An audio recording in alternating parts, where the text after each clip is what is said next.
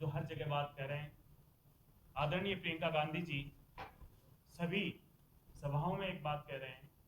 वो मुख्यतः बात यह है कि भारतीय जनता पार्टी से आदिवासी लोग और एसटी एससी के लोगों को क्या नुकसान है। महत्वपूर्ण यह है कि इन लोगों ने जो 400 का ये नारा दे रहे हैं, इसमें कहीं ना कहीं एक षड्यंत्र की बदबू आती है। जिस तरीके से इनके सांसद के पुत्र किसानों पे गाड़ी चढ़ा देते हैं, कोई कार्रवाई नहीं होती। हमारे खेल प्रेमी धरना प्रदर्शन करते हैं, इनके मंत्री पे यौन उत्पीड़न का आरोप लगाते हैं, कोई कार्रवाई नहीं होती। उसी तरह से पंजाब, राजस्थान या हरियाणा के या सभी जगह के किसान भाई लोग धरना प्रदर्शन की इजाजत लेते हैं तो ये लोग कुचलने का प्रयास करते हैं।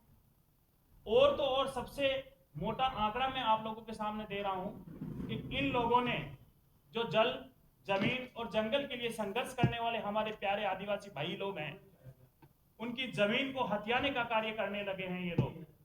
ये लोग वन अधिनियम करके, भू को रूपांतरित करके, भूमि अधिग्रहण करके, कानून के अड़ंगा लेके इन लोगों ने छत्तीसगढ़ में अडानी अंबानी को जंगल देने का प्रयास किया है। मैं चाहता हूं आप सभी मीडिया के माध्यम से, आप सब लोकतंत्र के चौथे स्तंभ के माध्यम से प्रत्येक आदिवासी तक वो बात जाए हमारी कि आदिवासी के हक की कोई बात करेगा वो कांग्रेस पार्टी है।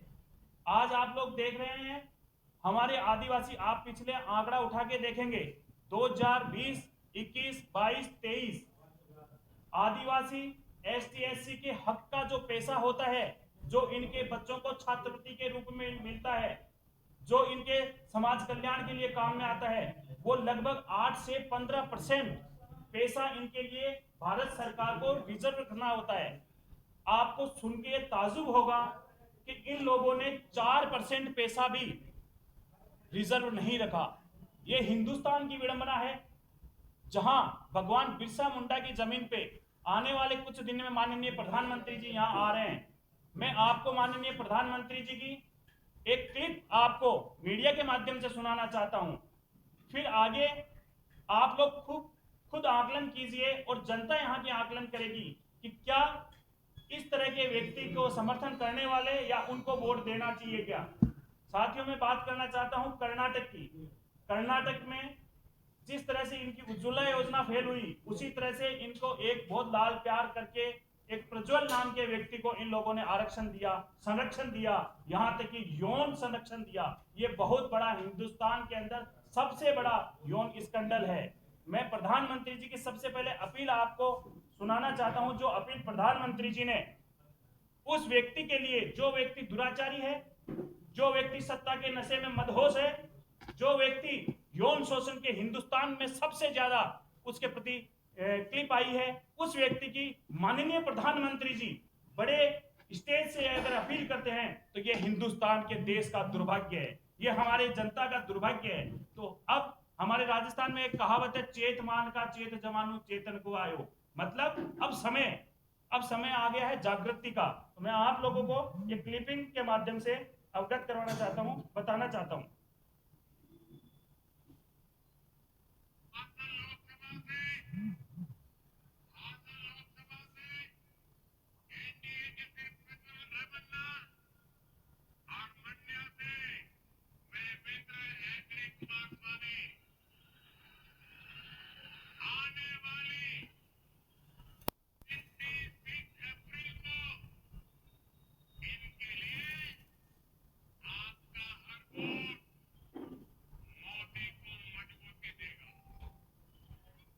मोदी जी ने ये कहा कि इनको वोट दिया जो मेरे को जाएगा। अब मैं माननीय प्रधानमंत्री जी से पूछना चाहता हूं, जो भगवान बिरसा मुंडा की जमीन पर पधार रहे हैं, मैं मेरे साथी को भी कहूंगा उजागर करें, ये वो व्यक्ति है जो प्रधानमंत्री जी के पास खड़े हैं।